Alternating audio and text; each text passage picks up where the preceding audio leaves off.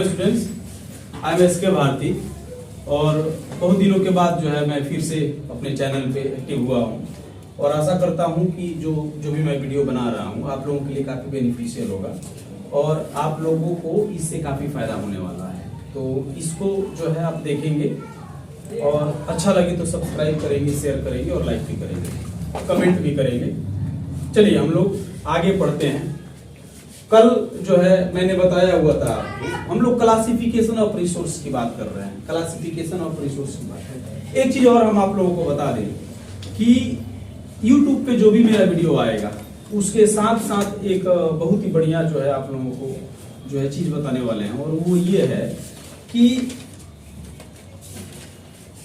जितना भी नोट्स होगा नहीं या जो भी क्वेश्चन आंसर्स होंगे वो सारा फ्री ऑफ कॉस्ट मिलेगा और टोटल चैप्टर का मिलेगा, चारों बुक का, जैसे SST, ज्योग्राफी, इकोनॉमिक्स, हिस्ट्री नहीं और सिविक्स, ये सबका जो है अच्छे से आपको बनाया हुआ नोट्स और पूरा ऑब्जेक्टिव सब्जेक्टिव सारा चीज आपको मिलेगा, फ्री ऑफ कॉस्ट मिलेगा और पूरे बढ़िया से जो है इस पे जो है हम प्रिपरेशन करा रहे हैं। तो आप लोग अच्छे से अगर पढ़ोगे, डेली इसको शेयर करोगे तो ज्यादा से ज्यादा स्टूडेंट्स जो है इसका बेनिफिट जो है ना उठा सकेंगे। चलिए आगे हम देखेंगे क्लासिफिकेशन ऑफ रिसोर्सेज की अगर हम बात करें तो दूसरा जो है, पहला हमने बताया था on the basis of origin. On the basis of origin हम लोगों ने देखा था। On the basis of origin अगर देखें तो रिसोर्सेज दो टाइप्स के हैं। पहला कौन है? पहला बायोटिक और दूसरा अबायोटिक। नेक्स्ट जो है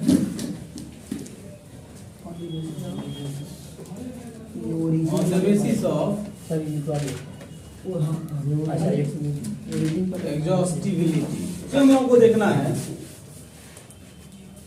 on the basis of exhaustibility, ठीक है।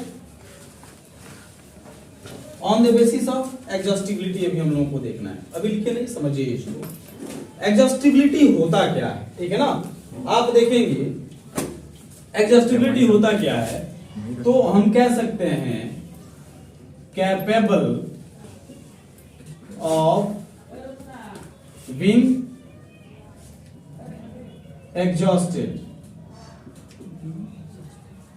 अब इसको समझिए, कैपेबल ऑफ बीइंग एग्जॉस्टेड का मतलब होता है कि कोई भी चीज जिसका हम यूज कर रहे हैं, जिसका यूटिलाइजेशन हो रहा है, वह एक समय के बाद समाप्त हो जाता है। जैसे इसको आप देखेंगे लिमिटेड कहेंगे, लिमिटेड। इसको क्या कहेंगे?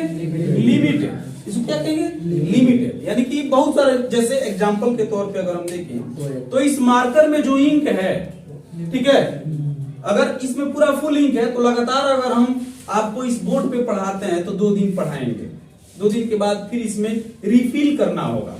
इसमें क्या करना होगा? रिफिल करना होगा।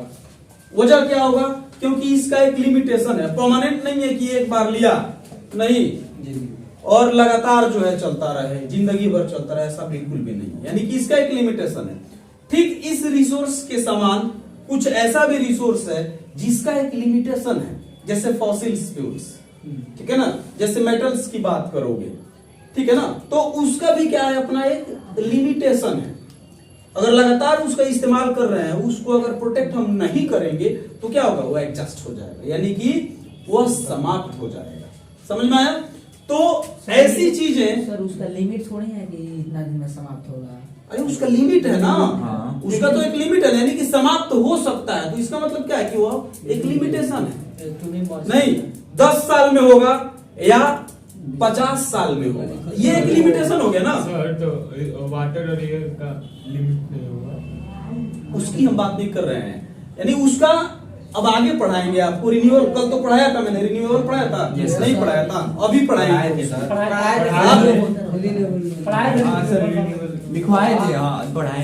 नहीं तो अभी आप लोगों को हम पढ़ाएंगे। देखिए एग्जॉस्टिबिलिटी में ही इस चीज को पढ़ाने वाले हैं, ठीक है। यानी कि कुछ ऐसा चीज है जिसका अपना एक लिमिटेशन है और वो समाप्त हो जाता है, उसको हम क्या कहेंगे? उसको एग्जॉस्टिबल रिसोर्स कहेंगे या फिर एग्जॉस्टिबिलिटी उसको कहते हैं। आप लोग ध्यान से समझिए इसको तो अपने समझ में आ जाएगा, ठीक है। अब इसके आधार पे on the basis of exhaustibility अगर हम कहें तो रिसोर्स भी कितने प्रकार के होते हैं? दो प्रकार के। अब इसको हम लोगों को देखना है रिन्यूएबल रिसोर्स क्या है। अभी इसको अगर हम देखें तो क्या होगा? Resources that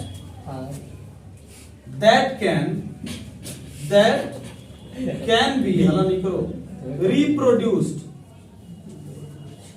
that can be reproduced, resources that can be reproduced, ठीक है, known as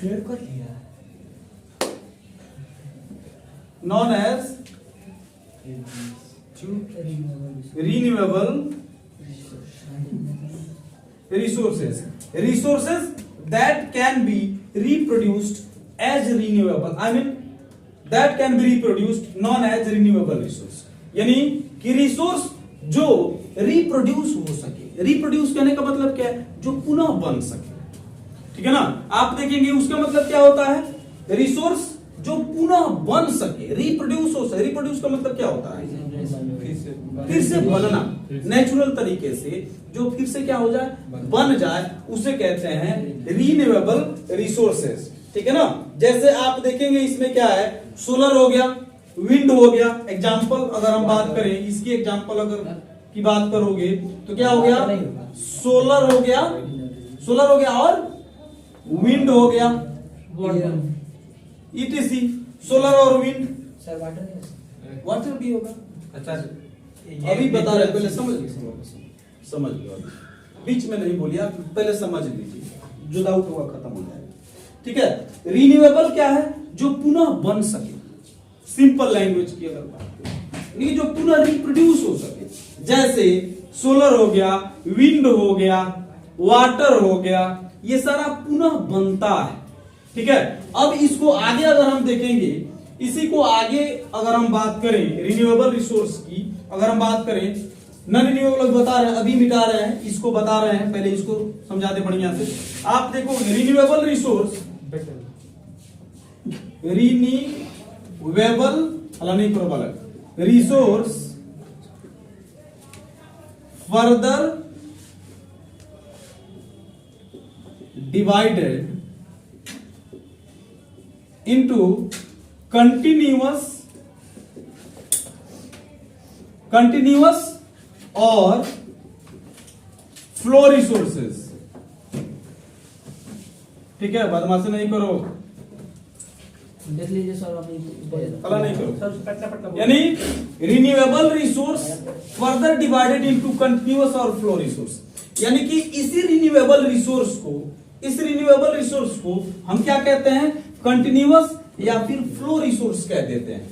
आगे कंटिन्यूअस या फिर फ्लो रिसोर्स इसको हम कह देते हैं। कंटिन्यूअस कहने का मतलब क्या है? जो लगातार बने, जो लगातार बन सकता है, समझ में? जो लगातार क्या हो? बन सकता है, इसे कंटिन्यूअस या फिर फ्लो रिसोर्स के नाम से हम लोग जानते हैं। एग्जाम्पल में आप सोलर कह सकते हो, सोलर एनर्जी, विंड एनर्जी कह सकते हैं, नहीं उसके बाद रेनफॉल भी आप कह सकते हैं।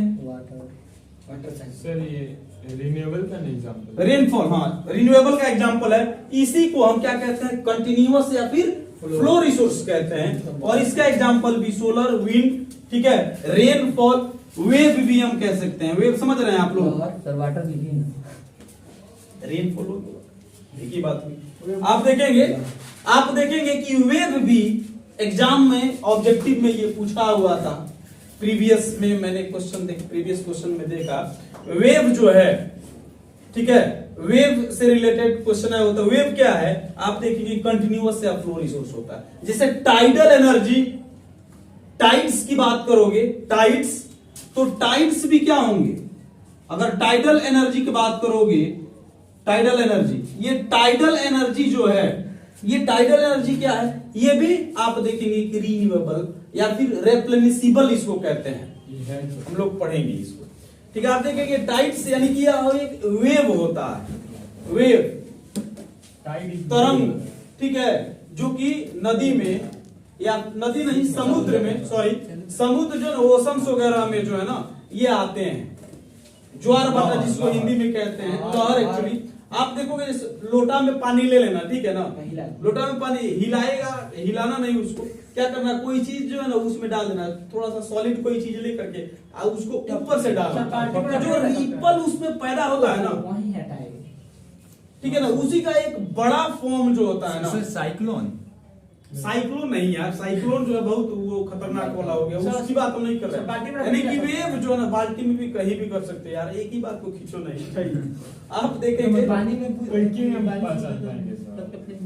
समुद्र के किनारे तुम जाएगा तो एक दिन में कम से कम 2 बार वेव आते हैं, और यह वेव जो आता है ना वो क्या होता है कि इसके पीछे थोड़ा सा रीजन है, इसको हम लोग नहीं देखेंगे अभी, ठीक है ना।